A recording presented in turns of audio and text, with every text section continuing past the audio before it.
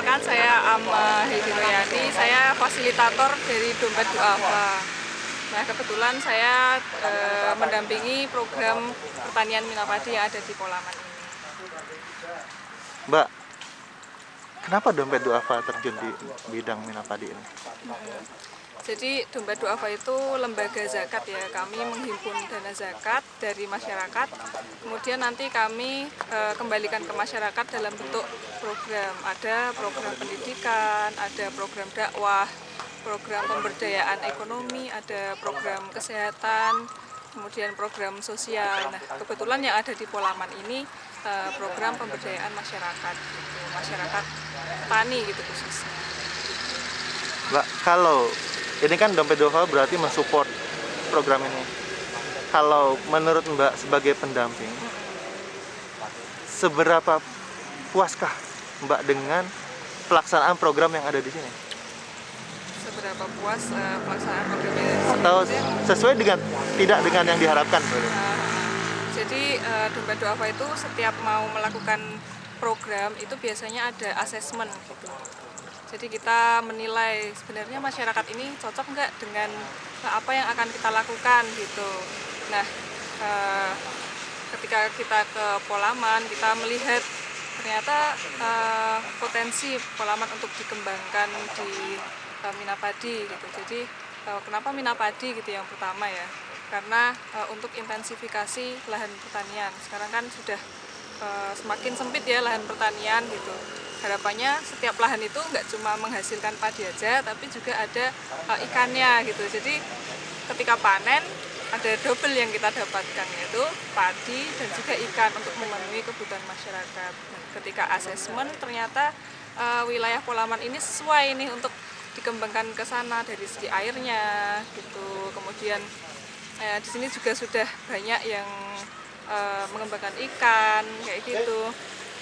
Kemudian masyarakatnya juga mendukung gitu.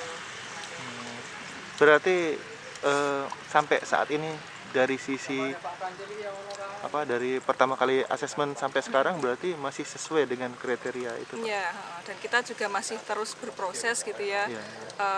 Setiap hari gitu kita sering kesini bersama Pak Frans. Jadi kita dari Dompet Duafa itu menggandeng Pak Frans itu sebagai orang yang memang sudah ahli di Minapadi, sudah berpengalaman di Minapadi, paham mengenai teknis budidayanya, dan beliau juga berpengalaman untuk mengembangkan Minapadi untuk agrowisata. Gitu. Harapannya jangka panjang seperti itu.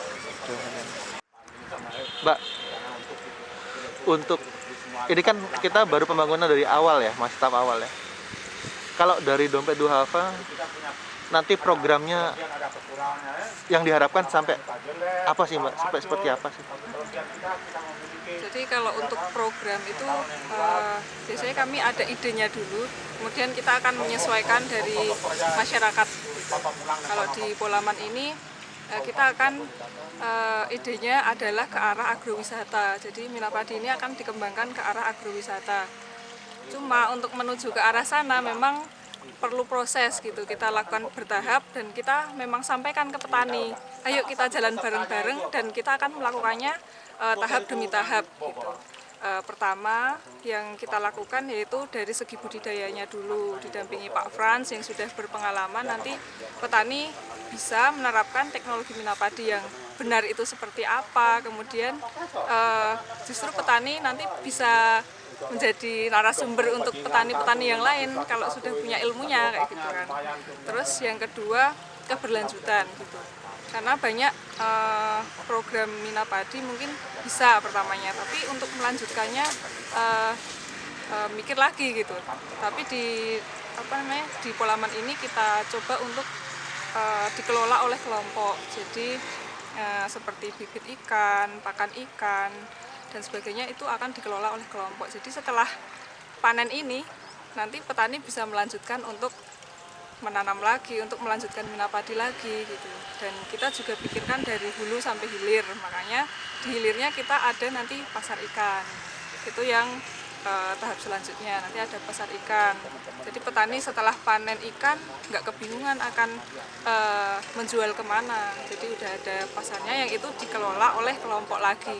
Jadi keuntungannya kan kembali ke petani seperti itu. Dan setelah sudah sustainable ya, sudah berkelanjutan, petani bisa terus menanam minapadi dan sudah merasakan keuntungannya dari menanam padi dan ikan, itu nanti akan berkembang ke arah agrowisata gitu. Jadi tahap-tahapnya seperti itu kita sudah sampaikan ke petani, tahapnya akan seperti ini, ayo kita bareng-bareng. Terus kalau pengamatan Mbak, respon dari petani seperti apa? Setelah diterangkan tadi itu, tahap-tahapannya itu, respon mereka seperti apa sih? Respon petani bagus gitu ya, petani bisa memahami bahwa ini akan bertahap dan petani juga semangat gitu. Bahkan sekarang untuk bibit ikan dan pakan ikan itu sudah mulai dikelola oleh kelompok gitu. Jadi petani beli ikannya dari kelompok, beli pakannya dari kelompok gitu. Nanti kelompok yang melakukan pengadaan sendiri gitu sudah seperti itu sekarang. Jadi untuk kedepannya insya Allah petani bisa menanam lagi, melanjutkan program minapadi. Oke, terima kasih banyak Mbak.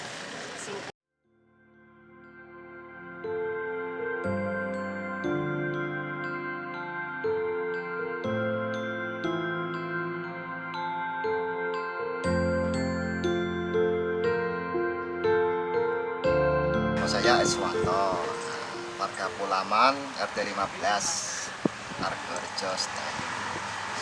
Saya punya lahan di sini, di sini. Saya percaya menggarap ekowisata serta minapadi di Pulaman ini. Pak, ini kan sedang pembangunan ekowisata dan Bapak juga turut aktif untuk dalam pembangunan ini. Ya, Pak, perasaan Bapak gimana sih dengan adanya program ini?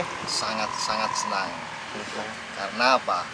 Hati saya itu senang di dalam mengelola minapadi. Hati saya sudah terlanjur suka sama lingkungan di area sawah, di area sini. Jadi saya suka bertani begitu. Kemarin kan sudah terlaksana 1 kali panen untuk minapadi. Itu hasilnya gimana Pak? Untuk meningkatkan hasil padi, kemarin hasil ikan saya sangat memuaskan.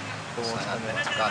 Misalkan taruhkan padi, memang padi agak berkurang, tapi bisa menunjang, ikannya bisa menunjang hasil yang lebih baik dari nominal biasanya padi seluruhnya, serta ada ikannya bisa menunjang atau meningkatkan hasil pertanian. Pak, terus ini kan sedang dibangun ke arah ekowisata ini. Ya. Apa sih harapan Bapak nih ke depannya dengan adanya ekowisata ini di tempat Bapak ini?